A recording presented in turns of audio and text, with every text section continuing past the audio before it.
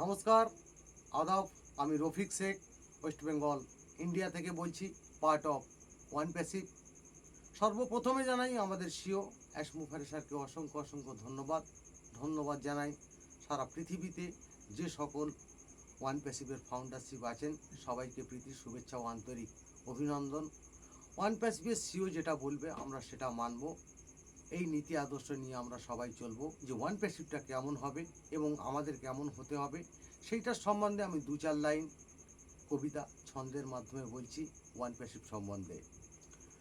One প্যাসিভের CO যিনি ash Mukherjee বলছে, এই সময়টা এনজয় করো, বলছি তোমাদের কাছে। ফাউন্ডাররা সজাগ থাকবেই সোশ্যাল মিডিয়া থেকে, অ্যাশ মুখার্জি যেমন বলবে সেটাই রাখবে গেথে। মাথাটাকে ঠান্ডা রেখে তোমরা কিন্তু চলবে, এটাই হলো ফাইনাল পরীক্ষা, মাথার ভিতরে রাখবে। অনেক মানুষ আসবে এখন, তোমাদের কিছুই বলবে, তোমরা এখন কেমন চলছো সেটাই কিন্তু জানবে। অনেক কিছু বলবে এরাই, দেবেই অনেক যুক্তি, তোমার তথ্য জানার জন্য বাড়াবে এরাই শক্তি।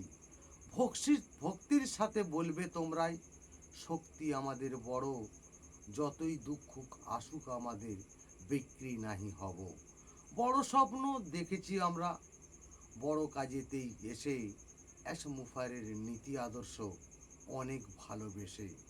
পেয়েছি আমরা মহান সিও, পেয়েছি অনেক জ্ঞান, নীতি আদর্শ ভালোই হলে সত্যি ভাগ্যবান। অ্যাশ মুখার্জির নীতি আদর্শ আমরা সবাই যুক্ত, অল্প দিনের কোম্পানিটা সারা পৃথিবী মুক্ত। অ্যাশ মুখার্জি ধন্যবাদ।